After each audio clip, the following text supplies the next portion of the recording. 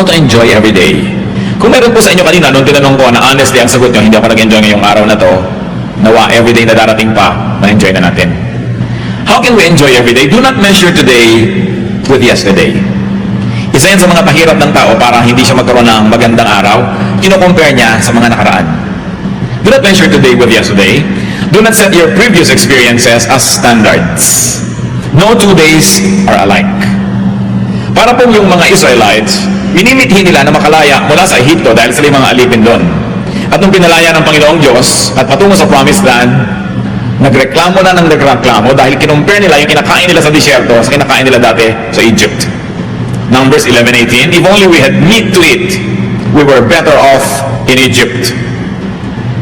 Dahil ang lagi nilang ginagawa, kinukompare nila yung kinakain nila ngayon sa kinakain nila dati, yung karanasan nila ngayon sa kinakain at karanasan nila noon, hindi na nila nakita, nabulag na sila sa mga pagpapala na nandito naman ngayon pero wala noon. At madalas po ganyan ang tao.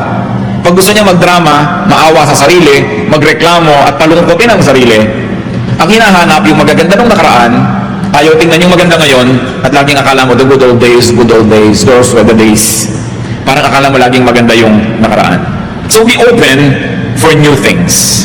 Be open for new angles, be open for new ways of life and looking at things.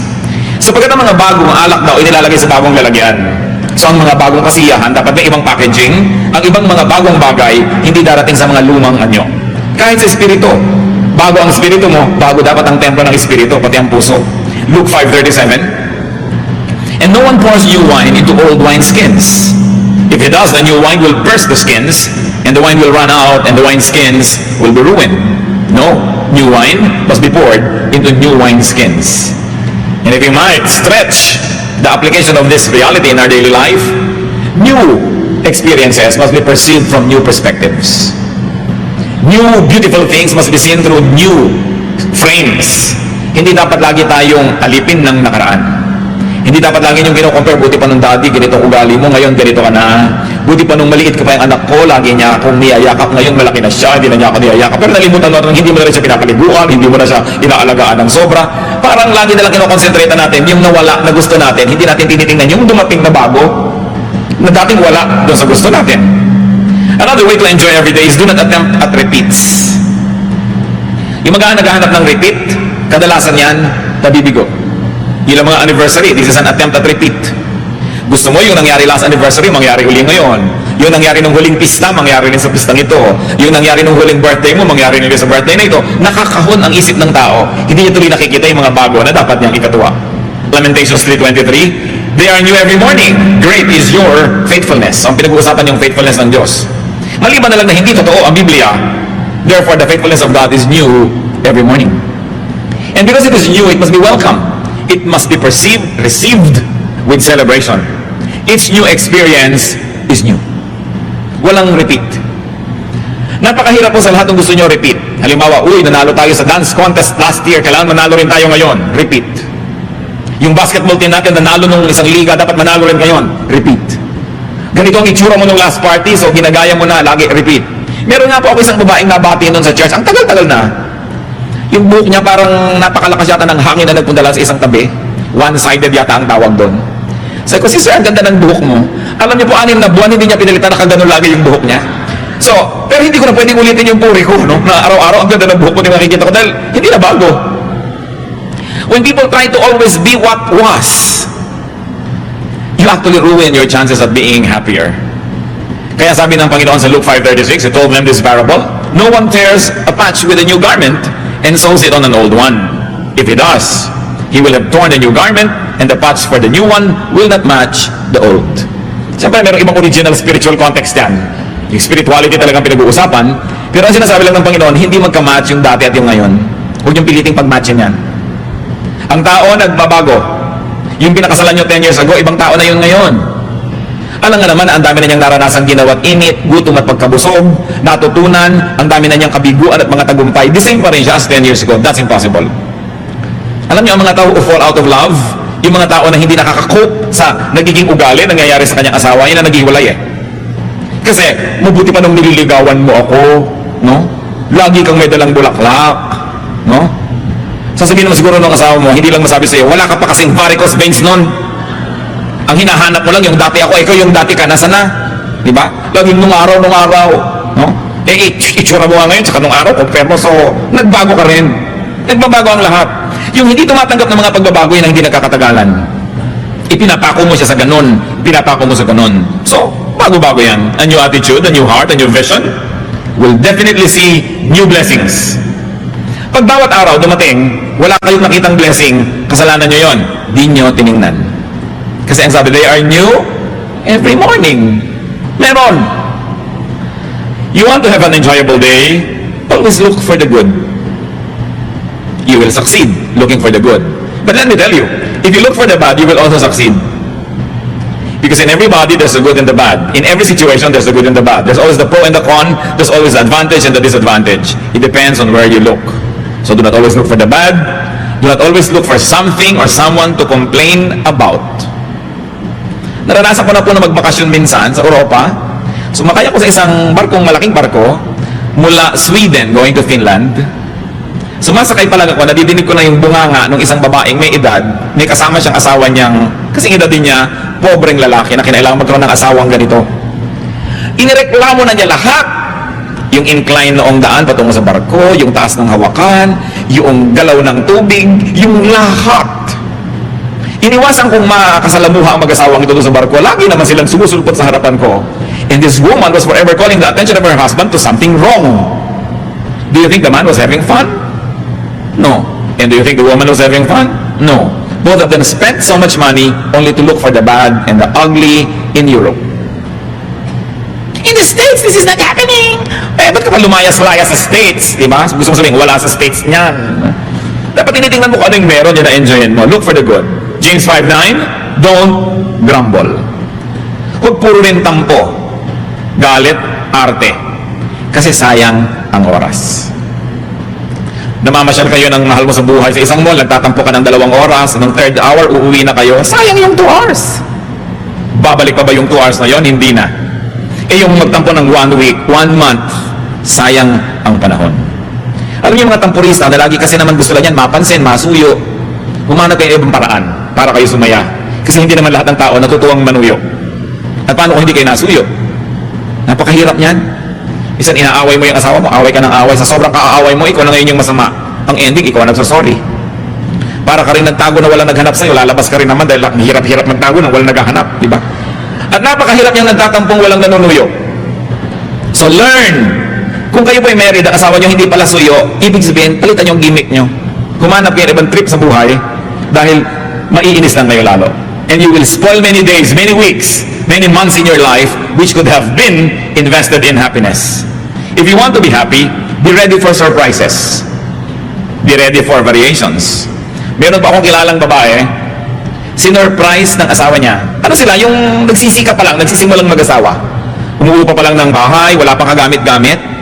Alam niyo po ba na itong pobreng lalaki ay sinikap na mag-uwi ng refrigerator na malaki habang namamalengke yung asawa dahil wala silang ref. Sinikap niyang itayin yung lahat yon para maging surprise. Yung talagang surprise. Kasapakat pa niya pati tricycle driver para huwag iuwi agad ang asawa niya at gumawa ng delay kung sakaling hindi pa tapos ang delivery. Nakita niyo na yung pagsisikap ng lalaki. Pagdating ng bahay, tadan! Alam niyo sabi ng babae, bibili ka lang pala ng ref, di ka nagtanong, ayoko ng kulay na yan. Kung kayo yung lalaki, ano gagawin nyo? Either i-freeze nyo siya, o hahataw nyo sa kanya yung buong ref. Alam nyo, hindi lang yun ang nangyari.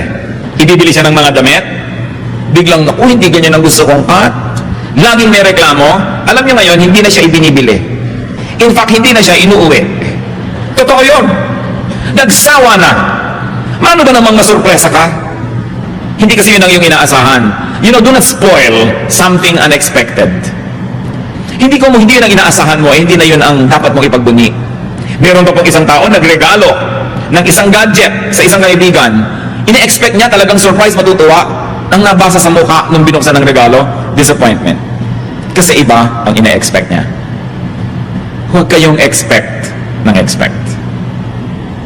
But expect to be surprised. Then you'll be happier. Pag lagi ang inaasahan nyo, may script ang buhay, may specification ang darating na regalo, may script ang sasabihin ng mahal nyo sa buhay, mabibigo kayo lagi. Kung minsan may nag-aaway, hindi naman balak talaga mag-aaway. May sinasabi ka lang, para mapasabi mo lang siya ng gusto mong marinig. Eh, hindi yun ang narinig mo. Nagalit ka na ng totoo, nag-away-away na kayo. Don't always box in yourself. And don't put everything in a box. Be ready to be surprised. Habang nag-uusap po tayong ganito mga kapatid, isip-isipin nyo na mga sarili nyo, gano'ng karaming beses na ang nagmamahal sa inyo, nalanta, nawala ng gana, nabigo, dahil hindi nyo in-appreciate yung surprise niya. We should be willing to be surprised. The weather is not the same every day. We should be willing to accept variants. Mga iba, pagkakaiba-iba ng mga bagay, configurations are never the same. Sabi nga sa 1 Corinthians 15:39 to 41, all flesh is not the same.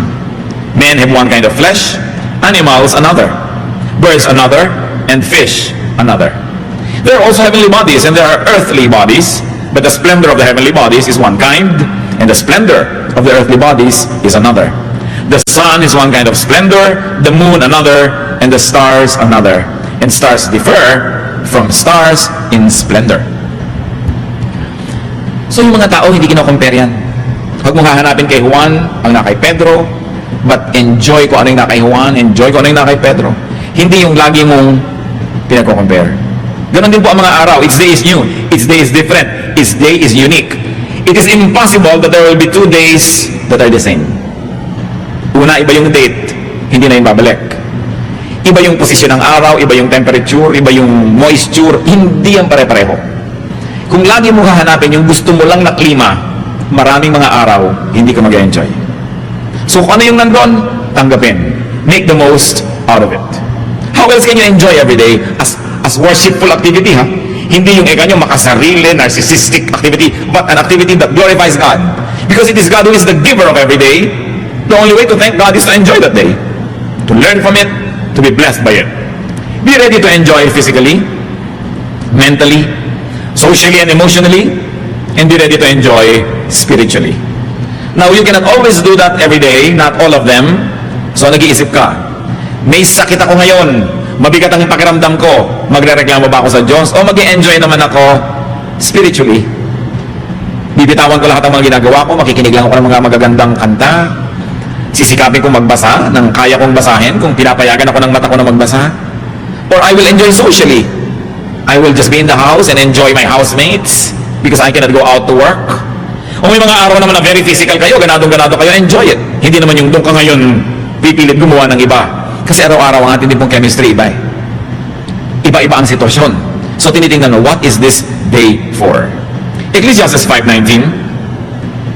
Moreover, when God gives any man wealth and possessions, and enables him to enjoy them, to accept his lot and be happy in his work, this is a gift of God.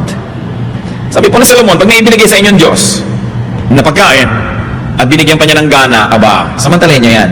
Kasi minsan may gana kayo, wala yung pagkain na gusto nyo, minsan may pagkain, wala kayong gana. Pag nagkasabayan, enjoyin nyo. Ano man ang nandyan, kailangan yan na huwag papalampasin. Ngayon, mga tao ganyan din po mga kapatid.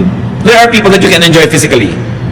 Nakakapaglaro kayo, nakakapag-tennis kayo, you do things physically with them. Good. Pero huwag nyo na laging hanapan niya na magkakaroon kayo ng mental enjoyment. Kasi hindi naman lahat ng katangian nasa isang tao.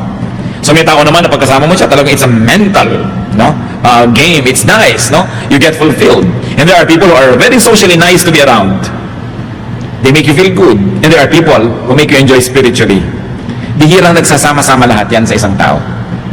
Kaya ang tao na mag-enjoy ng buhay, marami ring mga karakter na tao sa kanyang buhay. At pinapayagan mo rin ang mahal mo sa buhay na maministera ng iba.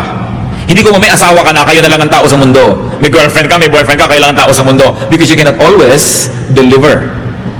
Kung minsan iba yung kaligayahan ng asawa mo, pag mga kapatid niya ang kasama, so bakit mo pagkakaitan? Pag yung mga kaeskwela niya nung high school, meron naman siyang ibang klaseng fulfillment, iba naman pagkakayo, so hindi ka dapat laging seloso.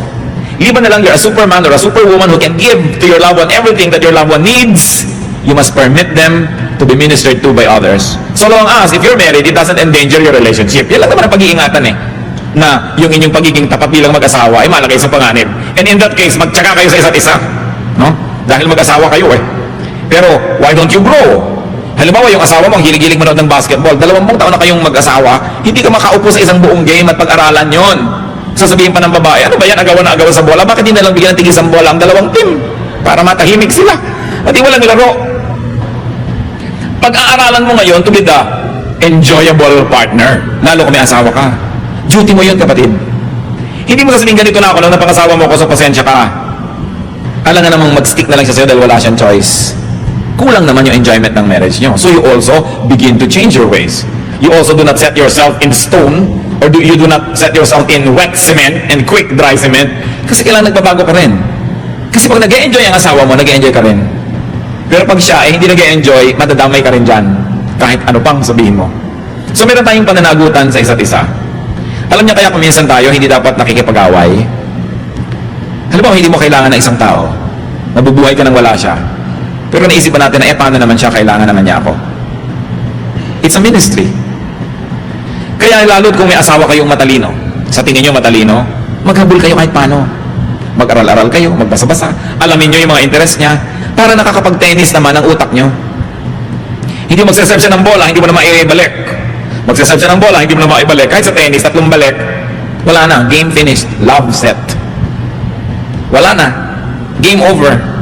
At may taong ganoon, kahit anong sikat mo makipag-usap, hindi maibalik ang usapan. 3 lang ang alam niyang topic sa mundo, yung medication niya, yung mga karamdaman niya, at yung reklamo niya sa kapitbahay.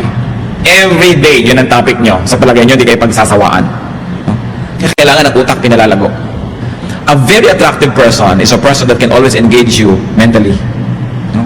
Yung ang ganda-gandang kausap, nakakapagpayaman ng isip, nakakalibang, napag-aaralan yan kung hindi likas.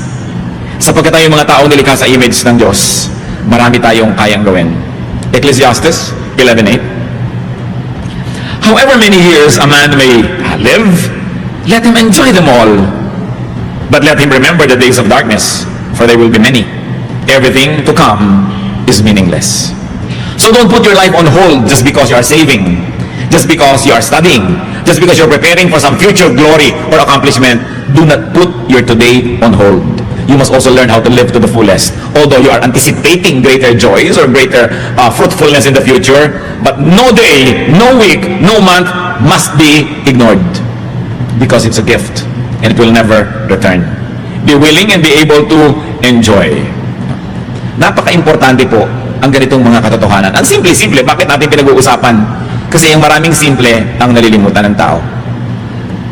Ang mga Kristiyano, alam na alam yung mga doktrina, anong uri ng mga bautismo, kailan ba darating si Jesus at kung ano-ano pa, pero yung mga pang-araw-araw na buhay nalilimutan. If you want to enjoy your everyday, you must learn to forgive the unintentional spoiler. Kung kayo nagda-drive, may papark ka na kayo, biglang may nauna, huwag kayong magalit sa kanya. Gusto niya ring pang-park. No? Minsan nag-aabang ka ng bus, naunahan ka ng iba, huwag kayong magalit. Pare-pareho lang kayong gustong umuwi. No? Yung mga nagda-drive na nauunahan, naiiwan ka, pare-pareho lang kayong nagmamadali para makauwi na o makarating sa pupuntahan. Lagi na meron kang nakakaagaw. Pero hindi ka niya kilala. Hindi niya inisip nung umalis siya ng bahay, naaagawan ka niya ngayon ng silya o ng linya o whatever. People are sometimes after the same rainbow's end. It's part of life. Don't make it personal. John 13:6-8. No? An unintentional spoiler, si Peter. He came to Simon Peter, who said to him, Lord, are you going to wash my feet? Jesus replied, do you not realize now what I am doing, but later you will understand? No, said Peter, you shall never wash my feet. Nakita niya gustong hugasan ng Panginoon lahat yung paa ng mga disciples as a symbolic act. Pero si Peter, nagpapaka-righteous, ayaw niya magmukhang pinaglilingkuran si Jesus. Sabi niya, Lord, no, I will never permit you to do that. He was spoiling a very beautiful example. Buti na lang, hindi nainis sa kanya si Lord. Nung minsan, sabi ni Lord, pupunta ako sa Jerusalem, mamamatay ako doon. Sabi ni Peter, no, Lord, I will never allow this to happen to you. Ano sabi ni Lord? Get behind me, Satan. You are not on the side of God, but of men. Why are we talking about these things, brothers and sisters? Because in whatever you do, there will be somebody who will say, no, I will never let you do it. Meron laging haharang. Meron laging hahadlang sa inyo. Sinasadya man niya o hindi. Alam man niya o hindi ang ginagawa niya. Meron laging ganun. Huwag niyong personalin. Many people are just underinformed or uninformed or totally clueless. Many people can just be ignorant or people are just busy living their lives. People are just busy surviving so they can become your competitor. Hindi yun dapat pinapersonal. Kahit na pareho kayo ng nagugustuhan, pareho kayong umiibig, Hindi siya kontrabida sa buhay dahil may karapatan din siyang umibig. Siyempre, paibigin niya yung gusto niyang paibigin, kakompetensya ka, pero huwag ka magagalit, huwag mong pepersonalin. Ikaw man siya, gagawin mo yung ginagawa niya. So napakahalaga meron tayong detachment.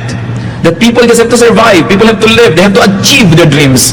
They have to earn money, they have to make a living. So may tindahan kami, nagko-compete sa kabila, huwag mong personalin. There's always competition everywhere. Ang mga halaman, lagi nagko-compete yan for light.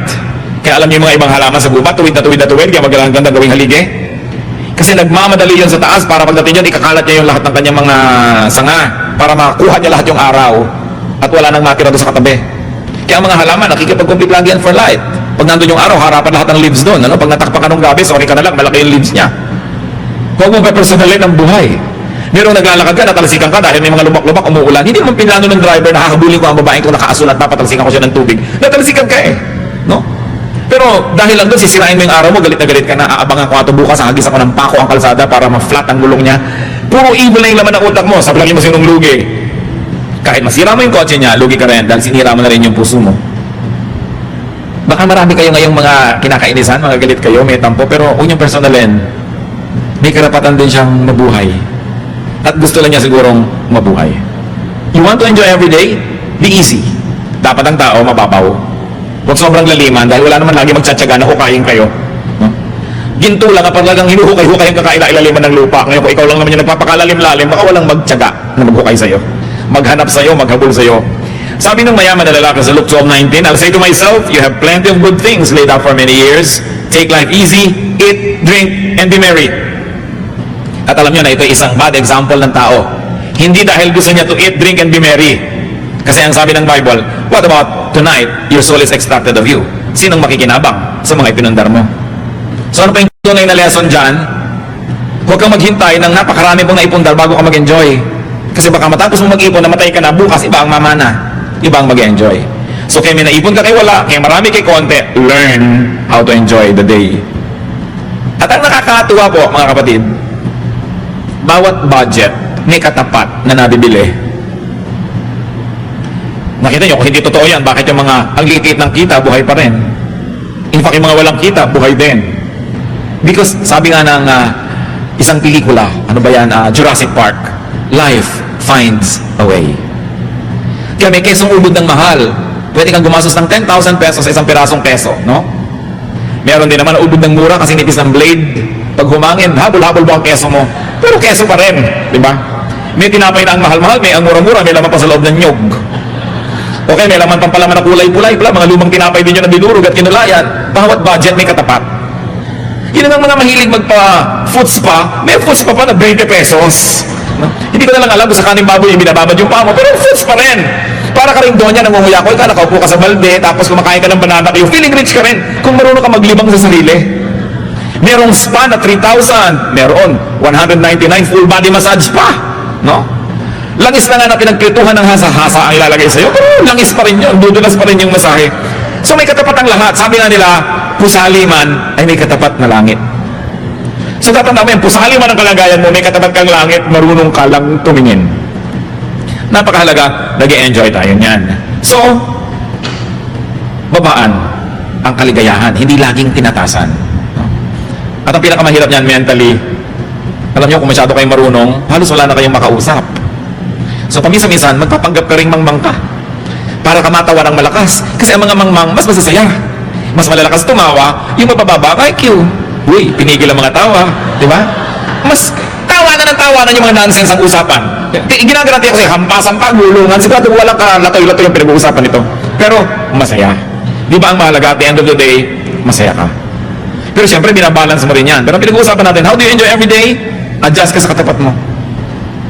Hindi lagi kang maraming requirements. And be humorous. One thing that I appreciate about God, I don't know if you do, is God's very humorous. Ang dami niyang joke. Kung bukas ang mata mo. Natatandaan niyo yung mga disciples na sabi ng iba, pauwiin niyo na po ang mga tao, oras na ng pagkain, oras de peligro, mahal pa kanin niya mga yan. Sabi ni Lord, di pa kanin ninyo, Lord, napakalaking halaga para pakainin lahat. Pauwiin na lang, di ba? Tapos, naghimala ang Panginoon, yung prasong tinapay, konting isda dyan, dumami na pakain ng libo-libong tao. Nasaan ang joke?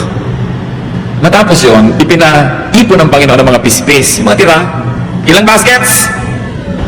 12. There were 12 disciples ha? Sabi niya siguro, nagda-doubt kayo, gusto niyo magtipid. O, tigis ang basket kayo, yan ang pagkain niya sa susunod na linggo. Tigis ang bit-bit sila. Bakit 12? 12 kasi nagre-reklamo. No? Humor. Hindi yung pag binubuksan niyo yung Bible, parang dan, dadan, dadadan. Tapos bababa ang mga anghel, may tugtog na organ. Hindi niyo makikita yung humor. Nakita niyo dapat yung humor niyan. Yung mga Israelites, reklamo ng reklamo from Egypt to Israel. Anong ipinadala ni Lord? Para tuklawin sila? Kuta-kuta-kuta ahas. Kaya pag may ahas na lumalabas, ahas! Takbuhan sila, di ba? Takot na takot sila. Sabi ni Moses, Diyos ko naman, maawa kayo sa mga tao. Tigilan po natin ito, kawawa sila. O sige, Moses, gumawa ka ng ahas.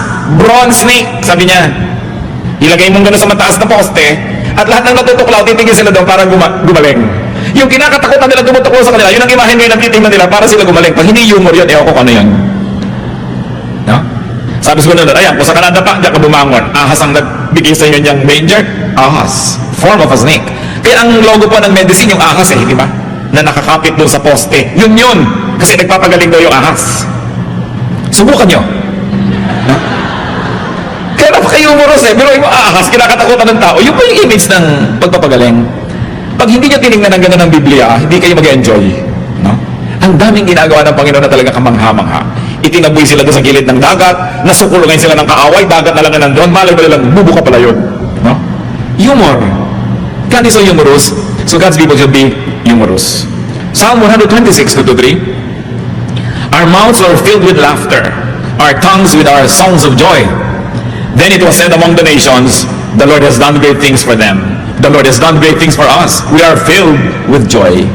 Are you filled with joy? Alam niyo po, isang nakakatuwa na mangyari, at salamat na lang sa Pilipinas, maraming ganitong eksena, yung mga third world drama.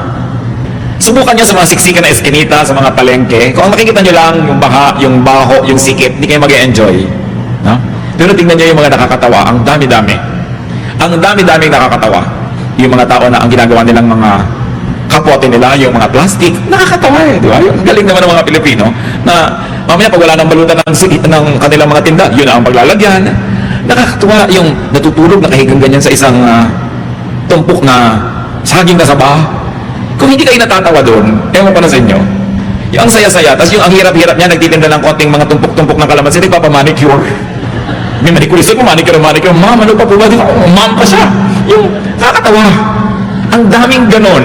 Yung mga nag-aaway ko minsan na mag-asawa, pakinggan mo kung anong pinag-aawayan, matatawa ka. But you've got to have ears that are humorous. Kasi otherwise, maiinis ka. Yung pag na-traffic, sira-sira ang kalsada, ang dami nagtitinda. Lahat na ng paninda nandyan na sa highway, no? Makikita mo na lahat, yung may mga helicopter na mga lumilipad, mga boomerang, lahat na, tuwalya, gusto nyo, ayoko ng tawas, meron ako, hindi, gusto ko matubulakan, may butong pakuhan ako, kung saan sa akin nakukuha ng tao yung paninda niya, pag hindi pa kayo aliw dyan, may problema kayo. Huh? Pati yung mga magkakapit-bahay, minsan mayayamot ka, dahil ang lakas-lakas ng tugtog, pero actually, kung titingnan mo rin, sakyan mo lang, mag-i-enjoy ka rin, kasi wala kang gasto sa kuryente, may musika ka. So, tingnan nyo yan, be humorous. In fact, humor every day. Humor every situation. Pag hindi nangyari yung gusto nyo mangyari, hanapin nyo kung anong nakakatawa. Nakapila kayo ang haba-haba, naranasan ko na ito noon.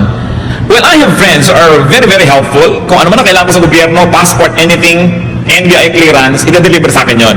Pero kung minsan ginagawa ko yon talaga, pumipila ko doon, kasi gusto ko maranasan ng nararanasan ng lahat ng tao. Nakapila kami sa NBI na ganyan, ang tagal-tagal ng pila.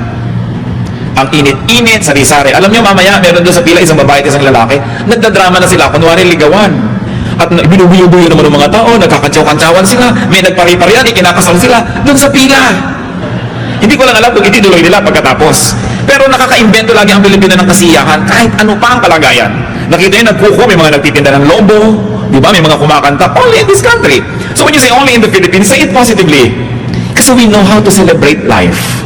Kahit konti-konti ng pera, kahit hirap na hirap, nakakagawa ng paraan para sumaya ang tao. At yan ang mahalaga natin, lagi ma-appreciate.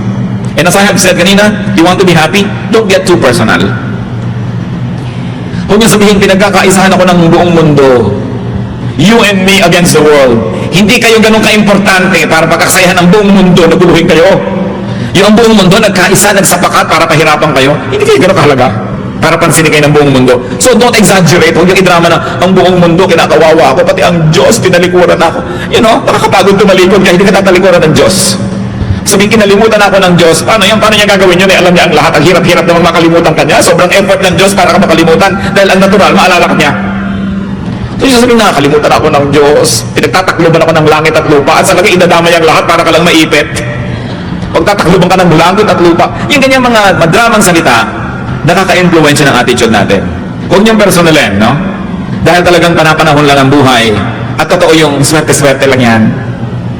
Huwag kayong laging nagagalit sa nangyayari sa inyo na parang ipinlano ng lahat ng langit na ganun yun. Ecclesiastes 9:11, I have seen something else under the sun. The race is not to the swift or the battle to the strong, nor does food come to the wise or wealth to the brilliant or favor to the learned. But time and chance happen to them all. Maraming Christian allergic na sa salitang swerte, no? Alam niyo ang bagong magandang balita, Tagalog version.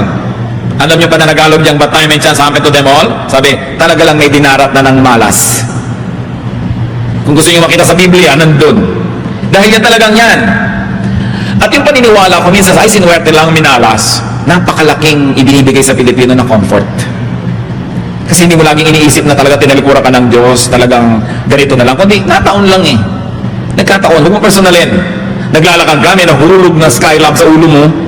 Di ba? Hindi naman laging nahuhulog yan. Try again tomorrow. Alam ka namang tatamaan ka na naman yan. Nasobra na yon. So sabi mo, ay nagkataon lang kasi naman naglalakad-lakad ako kung bakit sa akin pa nahulog yung building. Nandun ka kasi sa lugar na yun, nangyari. So huwag mong indahin at huwag kang magalit sa buhay. It happens. So, sabi na Ecclesiastes 9:11, time and chance happen to them all. Sabi niya, hindi ko mo mabilis na nanalo sa karera. Hindi ko mo malakas mananalo sa digmaan. Hindi ko mo matalino magkakapera. Sabi nga, swerte-swerte lang talaga yan. So huwag mong masyadong personalin. Lagi mo na lang subukan muli. Always do your best at huwag kang madadala. We can go on and on mga kapatid. Pero bakit ko sinishare sa inyo ganitong mga bagay? Dahil ang buhay, maraming problema, maraming bigat, maraming pagluluksa, may mga time na may sakit, may namamatay. Doon na lang kayo talaga malungkot sa dapat ikalungkot. Pero yung mga pwede namang paligtarin nyo at pasayahin nyo. I-reserve nyo na lang yung luha nyo sa talagang dapat iluha. At sinabi sa Biblia, marami naman yung araw na yun. Hindi kayo mauubusan sa isang lifetime. So please, huwag nyo nang palungkotin ang hindi naman talaga malungkot. Mag-a-outing kayo, nainis lang kayo nung umaga dahil nakalimutan yung karne at yung uling lang ang dala sa barbecue. E di kainin nyo ang uling. O mag-charcoal painting kayo. O mag-fasting kayo. Pero huwag yung sabihin, sira na ang araw kasi nisira nyo dahil lang sa kapraso. In-exaggerate nyo. No? When there are rats in the ship, you kill the rats. Don't sink the ship. So sa relasyon nyo sa inyong asawa, mayroong mga konting problema, huwag nyo palakihin para lang magka-excuse kayo na iwan na siya. Lulutasin nyo. Mayroong kayong mga konting problema, huwag nyo palakihin para lang kayong magalit sa buhay. Maliit lang yun. Paliitin nyo palalo at isipin nyo kung ano yung maganda. At the end of the day, it is not what happens in the day that makes it good or bad. It is your attitude. It is your attitude. The same heat that melts the wax hardens the clay. Maglagay kayo ng kandila sa isang oven, tunaw. Maglagay kayo ng palayok na basapat, ginagawa pa lang, titigas. Tumigas yung isa, natunaw yung isa. The same heat. So every day, depending on what you want to be, you have to decide if you're going to be wax or if you're going to be clay. Because the same heat will be there. It's your attitude. Ang nagpapasaya sa tao ay hindi ang nangyayari o ang hindi nangyayari. Kung paano niya ito tinatanggap. At kung paano niya ipinapamuhay. There is really very seldom any bad day. Usually there is just a bad attitude.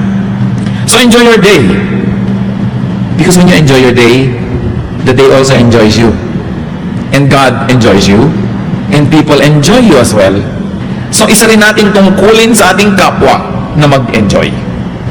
Because we cannot give what we do not have. When you make yourself happy, in fact, even if you have to exert an effort, you're actually preparing to minister to others so that you can make them happy too. But if you make yourself miserable, you will not be able to pass on happiness to others. You will only make them miserable as well. It's a matter of choice.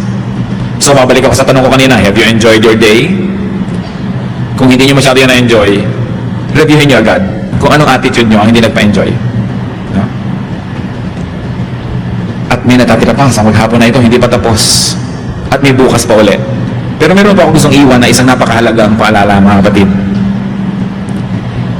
Every day, each day, is all important. Huwag niyong babaliwalain na isang araw. Kasi kung walang araw na to, walang bukas. Subukan niyong mamatay ngayon, wala na kayo bukas, di ba? So hindi pwede ignorin ang day na to, dahil kung dito kayo ngayon namatay, wala nang bukas eh. Kung dito kayo ngayon nagpasya na magiging malungkot sa buong buhay niyo, lulungkot ang lahat. Every day is a link. And no part of any link is unimportant. Pahalaga niyo bawat araw. Tuwing gigising kayo, salamat Lord. Hindi yung umaga na naman. Yung Lunes na naman. Trabaho na naman. Alisan mo naman ang trabaho, pila uli, apply. Salamat na salamat Lord, may trabaho. Pag dumarating yung amo nyo, ay salamat, ito yung boss ko. Diba? Salamat, may opportunity ako na magpalapad ng papel. Salamat, ito yung asawa ko, ito na yung asawa ko. Siguro naman di ko na kailangang ulitin lahat, mga kapatid. Attitude lang yan. It's a matter of choice. Without today, tomorrow will not come. And most of the time, how you shape today defines the shape of tomorrow. So don't waste any single day. For all you know, it can be our last. So dapat binavalue yan. Diyos, salamat po sapagkat ang araw na ito hindi pa tapos. Pero pa kami pwede ma-enjoy ng mga sandali. Pinagpapasalamat namin kung kami nagkaroon ng makasiyahan sa maghapon na ito. At kung kami nakapagdulot din ng kasiyahan sa iba, lalo na po sa inyo. Itulong niyo po sa amin, Lord, pahalagahan bawat araw. Lalo yung araw na kasama namin ang mga mahal namin sa buhay. It's a very, very precious time. Marami mag-asawa, hindi magkasama. So pag magkasama ang mag-asawa, turuan niyo po, Panginoon, na talagang pahalagahan yon. Ang magkapatid, ng mga mag-ama, mag-ina, magkakaibigan. Hindi lahat ng araw may gana. Hindi lahat ng araw may kalusugan. Itulong niyo sa amin, Lord, to value every moment. Not to kill time, not to be bored, but to fill ourselves with excitement and with life and with fruitfulness. Magbulay-bulay tayo sandali, mga kapatid. Baka meron tayong crime against time, crime against the day, that we ignore it. Na pinapayagan nating masira. Kung minsan tayo pang sumisira, tapos sisirain natin ang araw ng iba. You cannot kill time without harming eternity. Magbulay-bulay tayo. Lasapin natin ang kagandahan ng buhay. Humingi tayo sa Panginoon ng matang nakakakita ng magagandang bagay na dapat ipagpasalamat kung yan ang kulang sa atin. The same sun rises on everybody. Everybody has 24 hours every day. We breathe the same air. Pero bakit merong iba masaya, merong hindi? May masayang mahirap, may masayang mayaman. So wala sa kahirapan, wala sa kayamanan. May masayang lalaki, may masayang babae. So wala sa gender. May masayang single, may masayang may asawa. May miserabling single, may miserabling may asawa. So wala sa sitwasyon. It all boils down to attitude. Dear God, teach us to review our attitude. Ipakita mo sa amin, Lord, kung meron kami masamang ugali, masamang pag-iisip na sumisira sa pananaw namin sa buhay. Lalo yung attitude ng inggit, attitude ng pananaghili, pagsiselos, yabang. Linisin mo kami, Panginoon. At ang puso namin lagi maging handa na tumanggap ng mga bagong pagpapala araw-araw. Be with the Lord in some moments of silence, and may all be blessed.